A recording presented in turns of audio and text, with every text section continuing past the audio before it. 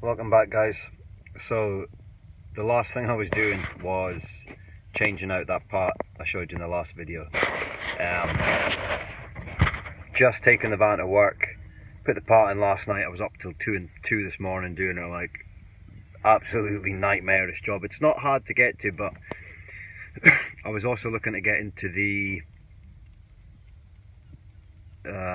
intake manifold because there's definitely a vacuum leak. The part I put back on, the transducer, that's opened up the turbos again in the EGR, so it's working a lot better. I mean, the van was just daylight and dark. She's going some. She's got some pull about her. You don't have to change down gears. You can sit in fifth and sixth gear when you're on hills and things, and so she's pulling well. The engine warning light's still on, so I've got a vac testing kit coming. So I'm going to draw a vac on the reservoir, the little black box I showed you yesterday. Draw a vac on that, and if it doesn't hold, obviously there's a vacuum leak. I'm pretty sure it's the intake manifold.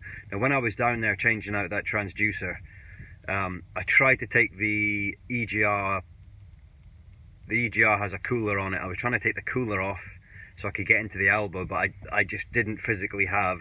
I needed a 1/4 drive knuckle to get into the last bolt, and I just didn't have it. Even asked my neighbour, he didn't have it either.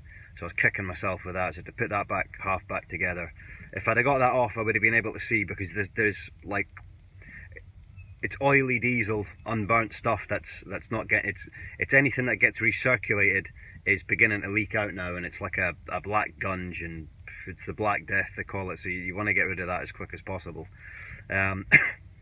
Just an absolute nightmare of a job. But that bit obviously had failed, and I think it was a second-hand part that was on this, because when I went to take it off, the original, the one that was on it, it was only held in by one bolt and the other bolt was missing. So someone's been at it before. What I did was I looked at the intake manifold and the elbow and the throttle body. Now it could even be the throttle body that's leaking. It's just so hard to tell when you can't actually take the piece off and inspect it, and you're just like looking at it at weird angles. So next thing to do is to get the right 1/4-inch drive. I'm so tired, I don't even know what I'm saying. The 1/4-inch drive knuckle, and undo it all. I don't want to take the EGR off because I've already replaced that, and that was an absolute pig of a thing to do. That alone took me about 4 hours. So what I'm doing is taking off the cooler part, where the water runs through the cooling bit of the EGR. I think it's the oil cooler. I think they call it the oil cooler. I don't know.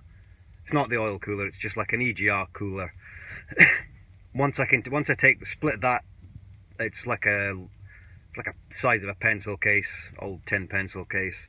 Once I split that off, I should be able to get into the bolts of the intake manifold properly. Now I got into them, and I actually managed to ratchet them up like maybe a full turn. Whether or not that's cured the vacuum leak, I'm not going to know until I put this vac system on it and pump it up. I think it's just draw like 10 pounds, whatever it is, or 10 inches a square pound, or 10 pounds per square inch, or whatever. Draw that up. It's just a hand pump. You just pump it up like that, and that'll tell me if there's a vacuum leak. Failing that, I've checked the codes on the computer.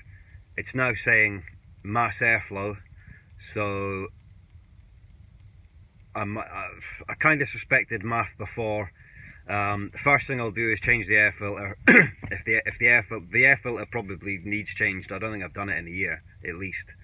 So if it's getting good air, it might come back to life. We'll see. If not, the next step is a MAF sensor, which is 100 quid again, and then we'll take it from there. If all in all that isn't it. I never got around to cleaning the O2 sensor either, because I just had too much on my plate. I'm going to do that today, hopefully, just give it a quick clean.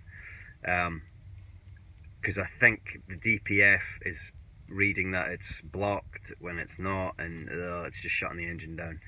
So there's still a few niggly problems, but it's roadworthy again. I mean, she's pulling like a train. It hasn't pulled like this since I had it. So that part was obviously failing her on the way out. Or with me tightening up the intake manifold, I have maybe kind of sealed off, you know, a bit more vacuum. I don't know. We'll have to wait till the vac kit comes. Schoolboy error. First thing I did as well, I took the air. You've got an air intake box that comes from your bonnet, where the air goes in and it goes down into the cabin. Just behind that is where the main vac supply comes up and round to your brake servo. There's a small, tiny wee hose that comes off of there into your black brake reservoir, which I pointed out yesterday. Trying to get that off with a pair of pliers. Obviously it's old, brittle, snapped it clean off. I was absolutely kicking myself.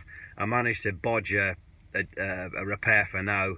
But I'm going to have to cut those two pipes and put in a new T-piece. I was absolutely kicking myself because that wasted like an hour. But anyway, that's just the way it goes with vans, I guess. I'm pleased it's running well anyway. I mean, my fuel gauge hasn't moved today on the way down, which is surprising because normally I'm using like half of one of the little bars, and it just never moved. So that's a good sign. The computer is also reading that the cylinders there's something wrong with the contribution balance, but that's probably because of the MAF. So that's the next thing: air filter, then MAF, and then once we test the vac, we'll see. Anyway, at least the turbos are back on because, oh, God, I tell you, you need them on the hills. All right, guys, I'll keep you updated. Cheers.